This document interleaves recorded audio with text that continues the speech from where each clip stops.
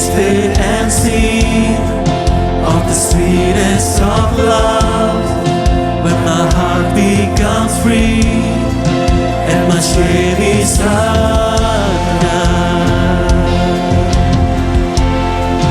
Your presence, Lord. Come, Holy Spirit. Oh, Holy Spirit, you are welcome. Come flood this place and fill the atmosphere. Your glory, God, is what our hearts long for. To be overcome by your presence. Come, Holy Spirit. Oh, Holy Spirit, you are welcome. Come flood this place and fill the atmosphere. Your glory, God, is what our hearts long for. To be overcome by your presence. Come, Holy Spirit. Oh, Holy Spirit, you are welcome. You are welcome here. Come flood this place and fill the atmosphere. Your glory, God, is what our hearts long for. To be overcome by your presence, Lord.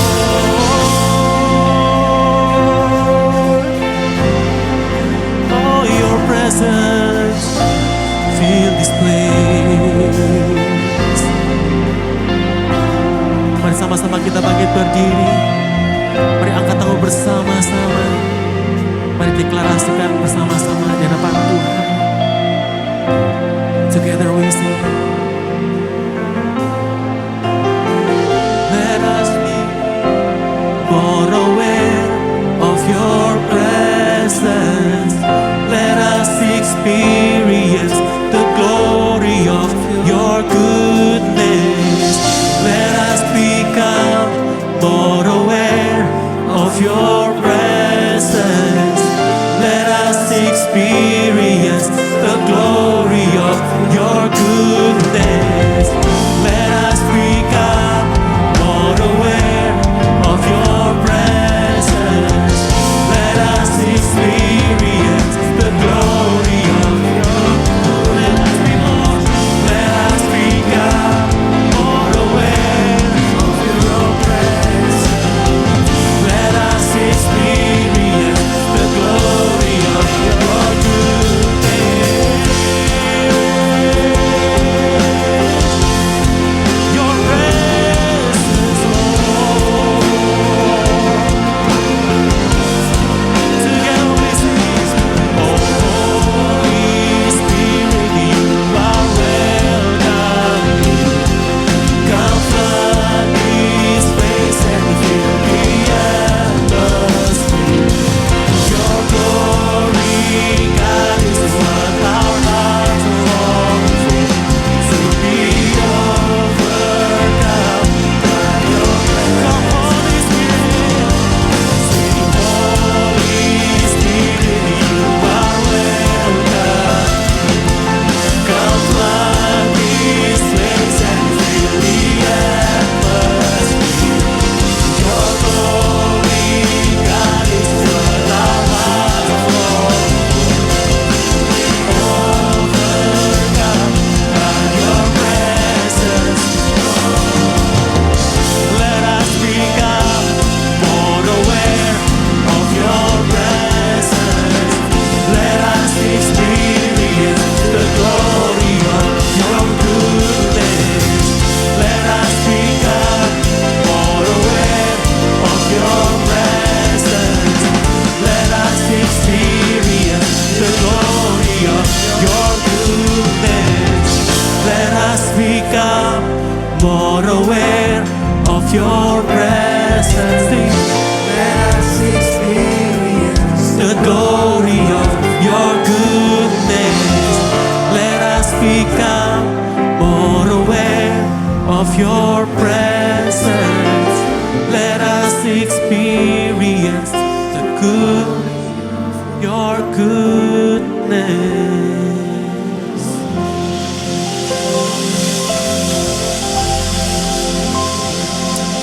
Haleluya, haleluya. Mari kita berdoa bersama pada sore hari ini.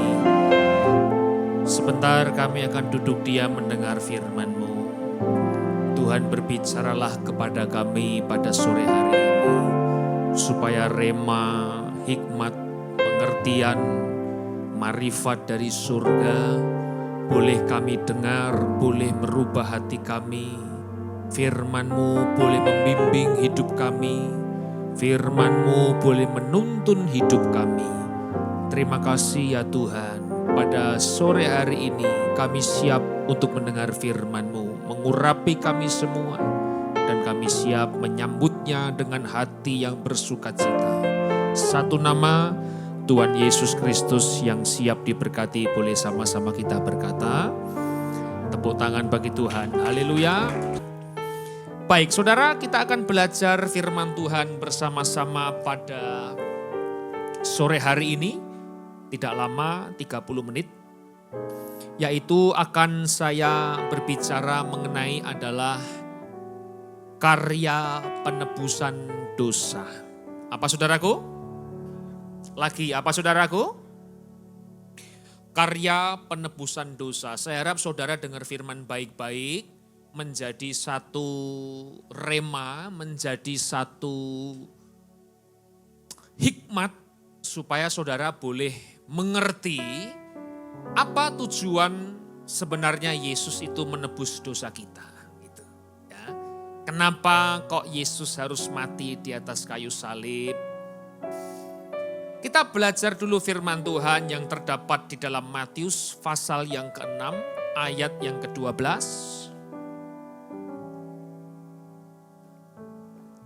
Ini adalah salah satu bagian di dalam doa Bapa kami yang Yesus ajarkan di atas bukit kepada semua orang. Kalau berdoa jangan kita itu seperti tikungan-tikungan jalan raya, berdoa seperti orang yang tidak percaya. Hendaklah engkau masuk kamar, engkau kunci pintu, engkau berdoa secara pribadi kepada Tuhan. Dan dilanjut di ayat yang ke-9 diajarkan mengenai doa Bapa kami. Ya, kita lihat dulu Matius pasal yang ke-6 ayat yang ke-12. Di situ begini saudara. Dan ampunilah kami akan kesalahan kami, seperti kami juga mengampuni orang yang bersalah kepada kami. Kalau kita buka dalam kitab King James Version, and forgive us our debts as we forgive our debtors, saudara. Artinya apa? Yang dinamakan kesalahan itu adalah sebuah hutang. Katakan dengan saya, hutang. Hutang. Saudara, sebuah dosa, sebuah kesalahan itu adalah hutang. Yang saya mau katakan pada sore hari ini, engkau tidak bisa diselamatkan hanya karena berhenti berbuat dosa. Saudara, kalau hari ini berbuat dosa, anggaplah begini, saya berbuat dosa yang cukup fatal, mungkin begitu. Bukan berarti saya berhenti dosa, dosa saya diampuni. Ingat kata kuncinya adalah hutang. Saudara tidak bisa selamat gara-gara saudara yang tadinya berdosa, saudara berhenti berbuat dosa, lalu Anda selamat, tidak bisa. Dulu yang jahat, dulu yang berbuat dosa, ketika dia berbuat baik, masuk mana? Tetap neraka, walaupun dia berhenti berbuat dosa. Dulu dia membunuh, dulu dia mungkin berzina, kalau dia berhenti berzina, masuk mana? Tetap masuk neraka. Loh kok bisa? Karena dosa tidak bisa dibayar dengan berhenti dosa. Catat baik-baik ini. Dosa tidak bisa dibayar dengan saudara berhenti berbuat dosa. Contoh begini. Kalau saya pinjam uang dengan Ibu Dokter Audrey, 100 juta. Saya berhutang dengan Audrey 100 juta. Tolong dong Bu Dokter pinjemin saya gitu. Nanti minggu depan saya datang lagi, saya bilang begini, tolong Bu Dokter 100 juta lagi. Minggu depannya saya datang lagi, Bu Dokter lagi dong hutang 100 juta. Hutang saya 300 juta. Lalu saya bilang begini, Bu, sekali lagi Bu, 400. Nggak bisa dong, kamu kan masih ada hutang. Bayar dulu hutangmu, gitu saudara. Kalau saya bilang begini, oke Bu, saya berhenti berhutang. Berarti hutang saya lunas. Lalu apa kata Dokter Audrey? Nggak bisa lunas, karena belum dibayar. Tangkap. Saudara tidak bisa selamat, saudara tidak bisa kita masuk di dalam kerajaan surga ketika Anda berpikir kalau saya berdosa dan saya berhenti dosa, saya masuk surga. Tidak bisa. Karena saudara, keselamatan itu tidak bisa engkau dapat hanya karena berhenti berbuat dosa. Engkau tidak akan pernah bisa diselamatkan hanya karena berhenti berbuat dosa. Kalau gitu hari ini saya gak berbuat dosa supaya selamat. Tidak bisa. Karena kesalahan, dosa itu adalah hutang. Maka hari ini untuk saudara bisa melunasi hutang harus diapa? Dibayar. Saudara harus dibayar, maka dosa itu harus dibayar. Dosa itu tidak bisa engkau hilang karena engkau berhenti berbuat dosa. Coba saya mau cek hari ini, saudara harus ingat baik-baik. Engkau itu diselamatkan bukan karena engkau berhenti berbuat dosa. Kalau pikiran itu ada di dalam pikiran saudara, perbaiki baik-baik. Engkau tidak akan pernah bisa selamat hanya karena berhenti berbuat dosa. Engkau bisa selamat hari ini karena dosamu sudah dibayar. Gak ada yang amin. Jangan berpikir saya berhenti berbuat dosa, masuk surga. Tidak bisa. Karena sebuah kesalahan, sebuah dosa itu adalah hutang. Maka harus dibayar. Kalau saya mau melunasi hutang daripada Ibu Dokter Audrey, saya harus bayar. Bukan berarti saya berhenti hutang, lunas itu hutang saya, tidak bisa. Nah saudara, maka hari ini kalau kita mengerti firman Tuhan baik-baik, dosa itu bukan dibayar dengan berhenti berbuat dosa. Hutang dan berhenti hutang, tapi bukan berarti hutang itu lunas. Saya hutang, berhenti hutang, saya hutang lagi, saya tidak berhenti, hutang terus, saya tidak bayar, tidak bisa lunas. Maka di situ ada yang namanya penebusan dosa, bukan bicara berhenti berbuat dosa. Jadi hari ini kalau saudara dan saya bisa selamat, bisa menikmati kebaikan Tuhan, bisa punya sebuah jaminan kita akan dibawa Tuhan nanti. Itu semua karena Tuhan sudah membayar hutang-hutang kita di atas kayu salib. Sekali lagi, jangan pernah berpikir saudara bisa selamat hanya karena berhenti berbuat dosa. Apalagi yang masih berbuat dosa. Maka dari itu Bapak Ibu Saudaraku, kita akan lihat firman Tuhan berikutnya dalam Efesus pasal yang pertama ayat yang ke-7.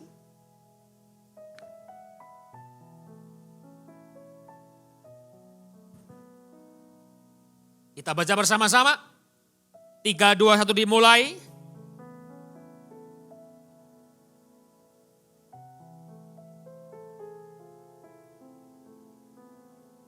Luar biasa saudara. Sebab di dalam Dia, Tuhan Yesus yang kita sembah saudara. Oleh darahnya kita beroleh penebusan. Jadi bagaimana cara Yesus menebus dosa manusia? Hanya melalui kayu salib. Oleh darahnya kita beroleh penebusan. Lunas, kata Korintus, dibayar lunas saudara.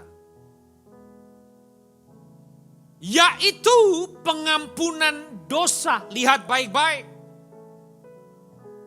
Engkau bisa selamat bukan karena berhenti berbuat dosa. Saudara bisa selamat karena engkau ditebus, engkau dibayar lunas, yaitu pengampunan dosa Anda dan saya. Menurut kekayaan kasih karunia-Nya. Maka keselamatan itu adalah sebuah kasih anugerah karunia terbesar yang Tuhan berikan kepada hidup Anda dan saya. Melalui kayu salib, saudara dibayar hutang saudara. Lalu hari ini sikap kita apa? Sebagai orang-orang yang dibayar. Orang-orang yang tidak bisa membalas kebaikan Tuhan. Menarik, ada satu kata-kata atau satu pengajaran yang mengatakan kita bisa balas kebaikan Tuhan. Bagi saya, saudara tidak akan pernah bisa balas kebaikan Tuhan. Yang ada kita bukan balas Tuhan, tapi kita mengabdi sama Tuhan. Karena saudara sudah dibayar lunas sama Tuhan. Saudara mau dipaku, disiksa, dicambuk, dimahkotai duri. Saudara mau mati dengan cara Tuhan, mati yang sama di salib apapun itu. Engkau tidak akan pernah bisa balas kebaikan Tuhan. Lu kok bisa? Ya. Darah Yesus untuk menebus hidup Anda dan saya. Kita punya darah tidak menebus siapa-siapa. Bagaimana bisa membalas kebaikan Tuhan?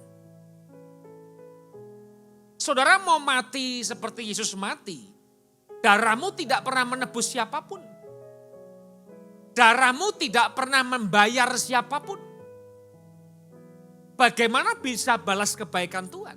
Tidak bisa. Maka hari ini kalau saudara melayani Tuhan, kalau saudara rajin melayani Tuhan, saudara betul-betul rindu melayani pekerjaan rumah Tuhan, itu bukan membalas kebaikan Tuhan. Itu artinya saudara tahu diri sudah ditebus sama Tuhan, mengabdi sama Tuhan. Tidak ada satupun orang di dunia ini yang bisa membalas kebaikan cinta kasih Tuhan. Tidak ada. Tidak mungkin. Dia mati bagi Anda dan saya. Darahnya tercurah bagi Anda dan saya. Darah kita tercurah tidak pernah menebus siapa-siapa. Darah kita keluar tidak pernah menebus satupun orang di dunia ini. Darahmu tercurah tidak pernah membasuh dosa siapapun di dunia ini. Maka konsep yang benar, saudara ketika melayani Tuhan bukan balas Tuhan. Saudara melayani Tuhan adalah bentuk saudara sudah ditebus, sudah dibayar, sudah diberikan kasih kemurahan Tuhan, maka layanilah Tuhan Allahmu. Apalagi yang sudah tidak melayani, yang hidup di dalam sebuah dosa. Ingat baik-baik. Keselamatan tidak bisa engkau dapat hanya berhenti berbuat dosa. Keselamatan kita dapat itu karena kasih kemurahan Tuhan yang melingkupi hidup Anda dan saya. Karena itu hari ini, apa kata Ibrani pasal 9 ayat 13 sampai 14 saudaraku?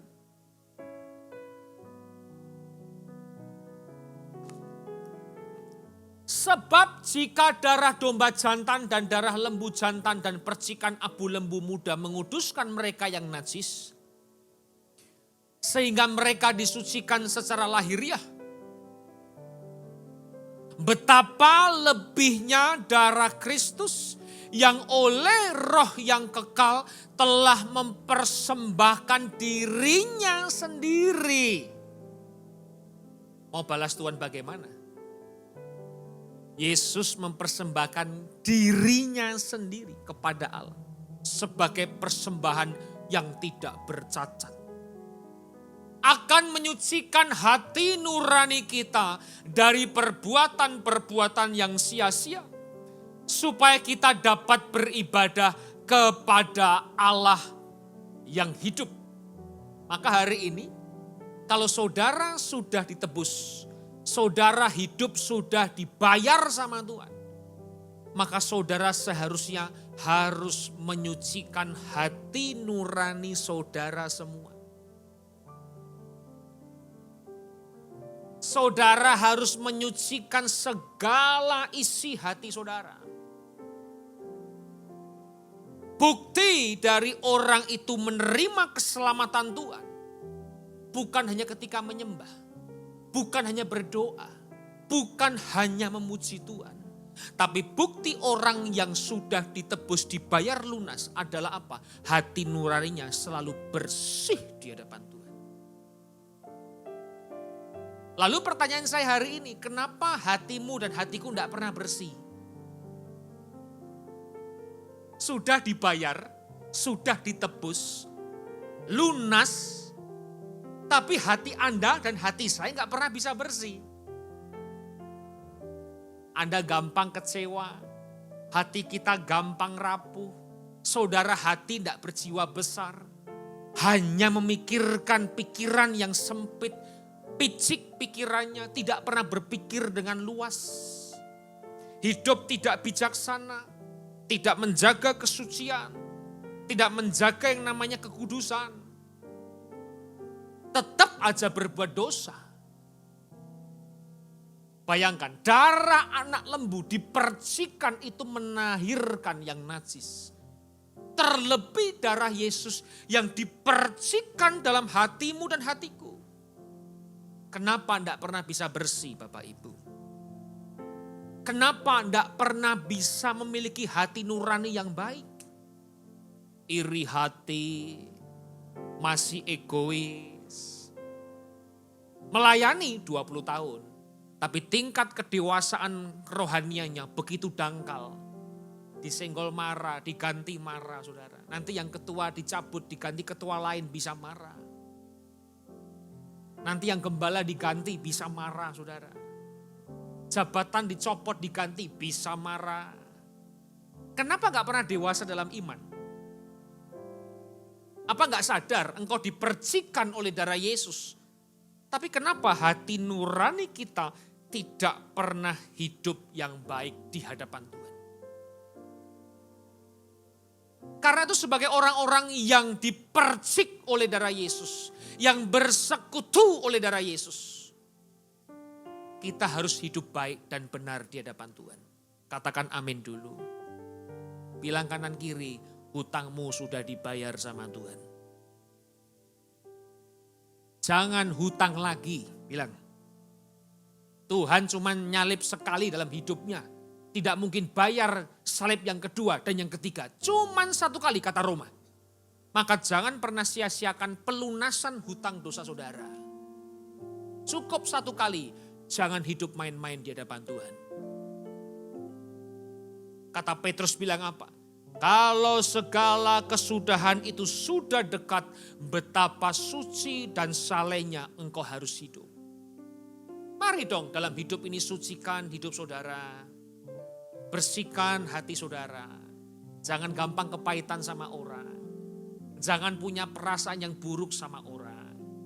Jangan kita itu gampang kita tersinggung, gampang kita menyimpan sakit hati. Sudah bukan saatnya itu saudaraku. Ingat, pelunasan dosa kita hanya bisa didapat oleh penebusan Yesus di atas kayu salib. Saya teringat dengan sebuah kesaksian, Bapak Ibu boleh dengar baik-baik teman-temanku. Darah Yesus identik dengan namanya anggur perjamuan, bukan? Tubuh Yesus identik dengan namanya adalah roti perjamuan. Saya harap saudara dan saya boleh belajar bahwa di dalam persekutuan dengan tubuh dan darah Yesus, itu saudara sedang bersekutu dengan Tuhan. Maka perjamuan kudus jangan main-main. Itu bukan cuma liturgi, cuma buka roti dan buka cawan, Anda minum anggur, Anda makan roti, bukan.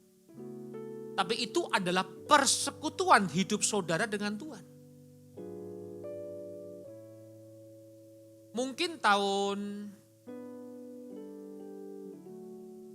2013, saya lupa, tapi antara itu.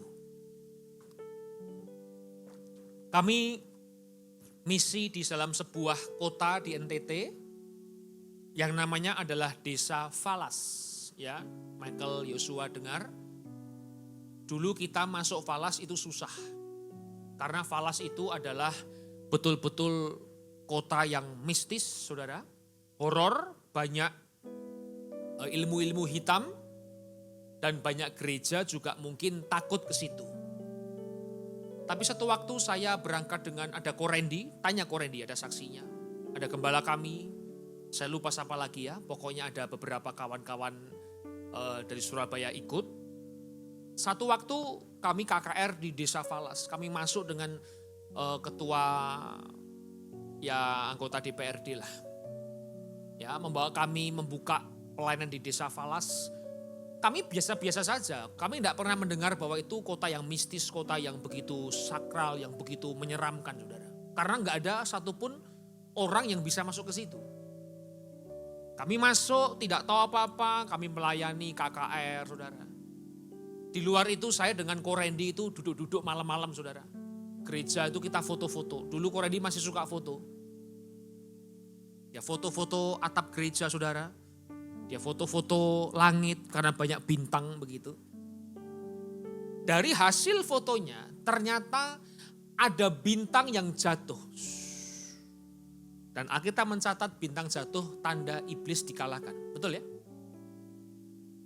Betul. Tidak sengaja tahu-tahu padahal juga tidak bergerak, saudara. Tahu-tahu ada fotonya. Bintang jatuh. Setelah KKR kami masuk dalam satu gedung pastoral. Kami duduk, kami disuguhi oleh makanan, oleh minuman, dan lain sebagainya. Ternyata ada satu bapak-bapak itu kepala dukun di tempat itu. Ini saksi hidup, saudara. Dia datang sama kita, dia bilang begini. Pak, bapak-bapak di sini, ilmunya tinggi-tinggi semua. Saya lihat Korendi, dia juga lihat saya. Saya lihat kawan-kawan pada lihat-lihatan. Dalam hati saya, ilmu macam kuda apa, saudara? Ilmu baca hitam atau ilmu pencak silat atau ilmu apa gitu? Kenapa Bapak? Ya, kami ketika Bapak KKR, kami sudah mengadakan ritual-ritual penyembahan berhala, mengumpulkan banyak sekali dukun-dukun di tempat itu, saudara. Ada yang sampai belah leher ayam, darahnya ritual. Benar ini? Kami mau santet semua bapak-bapak yang ada di gereja. Betul, saudara. Tapi enggak bisa. Mental terus ilmunya. Dia datang sama kami, dia bilang, bapak-bapak ini semua ilmunya tinggi. Kok bisa tinggi? Kami tanya, Bapak Ibu tahu, teman-teman tahu? Dia bilang begini, kepala dukun ini melihat sebuah penglihatan bahwa bapak-bapak yang datang di kota itu punya ilmu tinggi. Atas dasar apa? Atas dasar dia bilang begini, karena bapak-bapak di tempat ini itu makan daging manusia dan minum darah manusia. Bapak ini ngeri semua, dia bilang. Tidak ada Pak dukun makan daging manusia. Tidak ada dukun untuk makan darah manusia. Cuman bapak-bapak di sini yang makan daging manusia dan minum darah manusia. Saudara, Di situ kami baru tahu betapa berharganya persekutuan dengan tubuh dan darah Yesus. Ini betul. Maka dari itu saudara, kalau kita ini bersekutu dengan tubuh dan darah Yesus, saudara bersekutu dengan Tuhan. Dengan darahnya, dengan tubuhnya. Orang bilang, ngeri Pak, ilmu tingkat tinggi, ilmu tingkat sangat-sangat tinggi. Tolong ajari kami, bayangkan. Ini betul. Maka kalau Anda bersekutu dengan tubuh dan darah Yesus, jangan pernah main-main. Anda banyak main-main ketika perjamuan kudus, cuman foto ayat, bayangkan coba. Di Surabaya ada ayatnya enggak fotonya, rotinya? Ya, Anda kan suka foto ayat toh? Tapi enggak pernah menikmati dagingnya Yesus toh, saudara? Viral cuman foto ayat. Wah, cocok buat saya. Ayat perjamuan kudus tidak pernah dibikin teguran, itu hanya selalu kasih Tuhan besar. Nanti saya bilang Pak Henry, Pak khusus gereja best bikin ayat teguran Pak saudara. Coba saya mau tahu, di-upload enggak? Bertobatlah pezina-pezina. Bertobatlah yang suka maling-maling. Bertobat yang sakit hati. Wah, enggak mungkin di-upload. Kasih Allah itu panjang dan lebar. Wah, di-upload. Mata ganti mata. Wah, gigi ganti gigi. Wah, enggak mungkin di-upload. Saudara harus hati-hati dalam perjamuan kudus, tidak boleh menyepelekan. Saudara boleh foto, boleh upload, tapi yang lebih baik Anda harus bersekutu dengan tubuh dan darah Yesus. Gak main-main saudara, makanya begitu indah darah itu yang tercurah dalam hidup Anda dan saya. Kenapa hari ini Anda menyepelekan darah itu? Kolose pasal yang kedua. Ayat yang ke-12 sampai 15 dulu.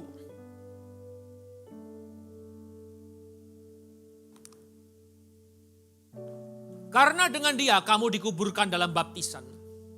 Dan di dalam dia kamu turut dibangkitkan juga oleh kepercayaanmu kepada kerja kuasa Allah.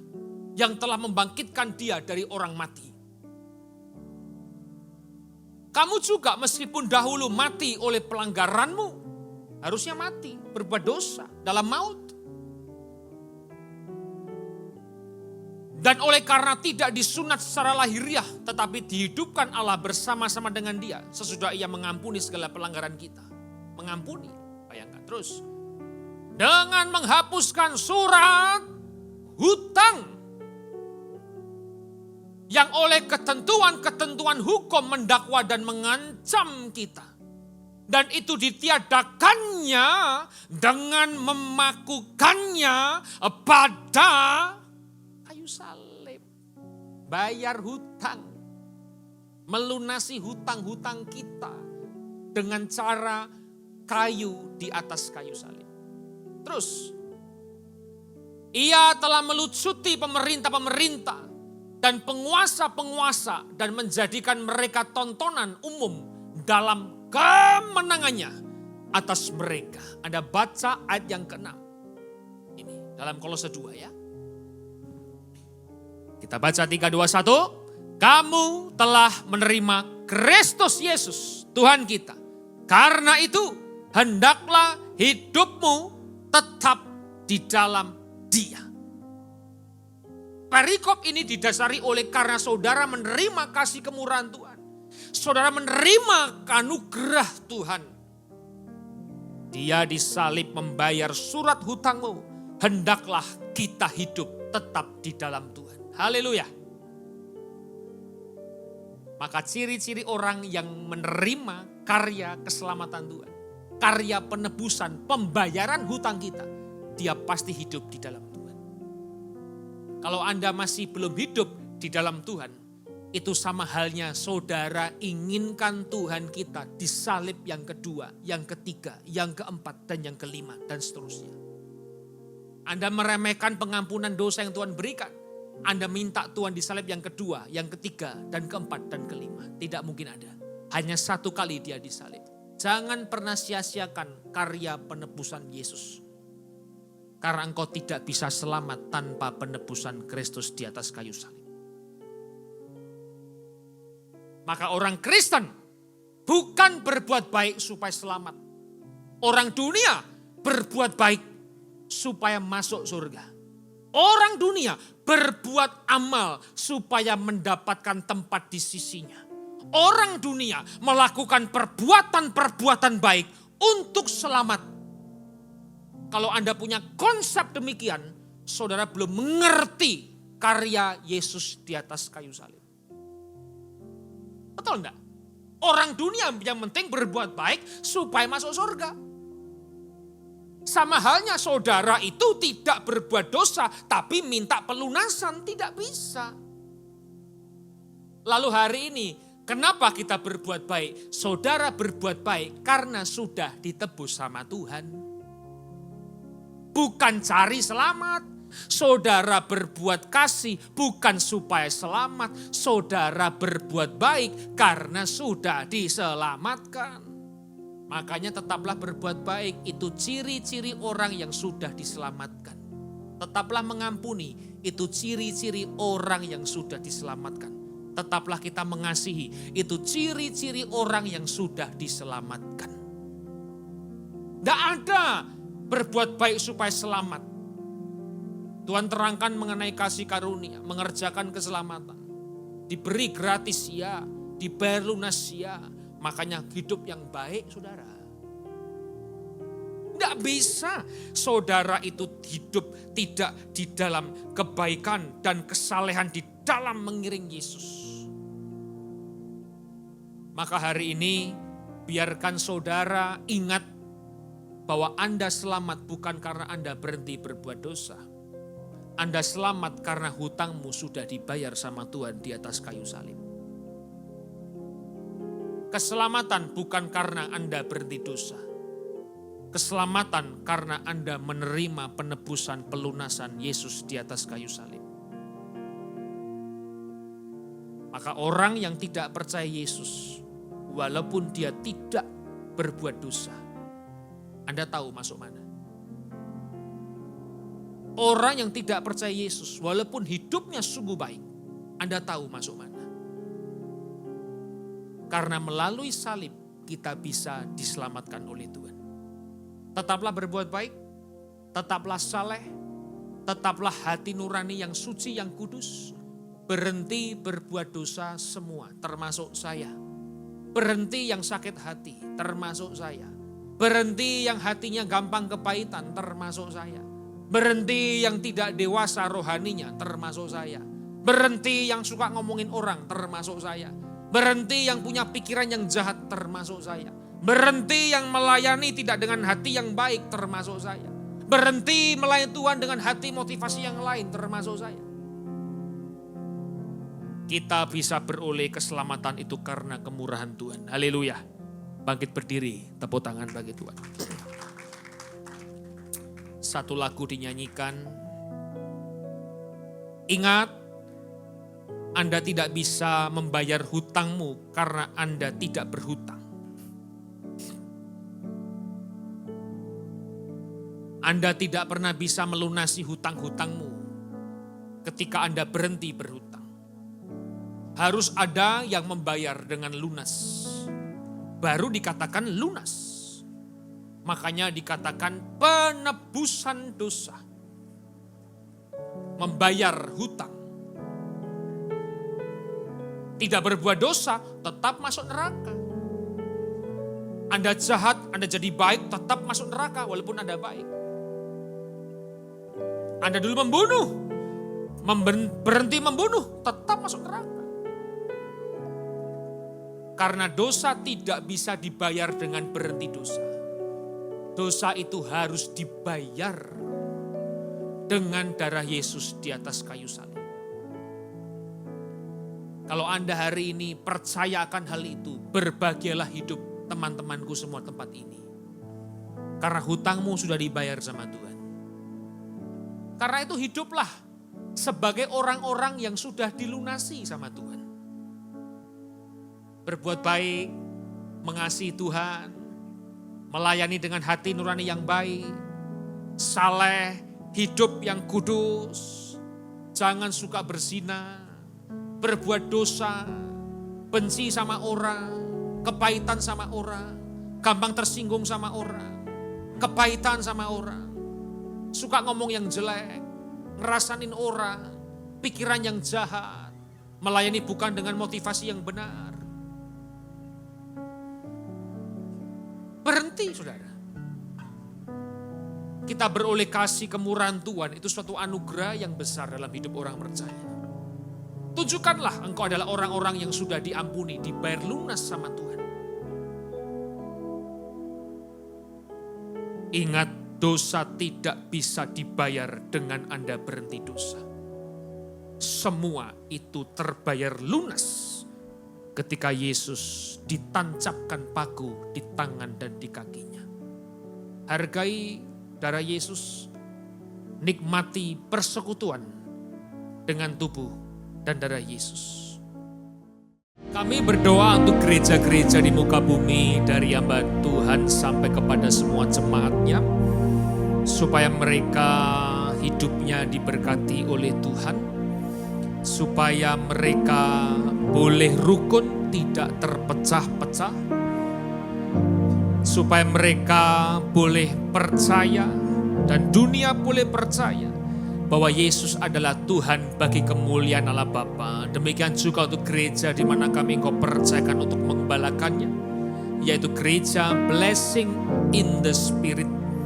Kami berdoa untuk setiap persembahan, perpuluhan, diakonia, misi yang dari umat-Mu.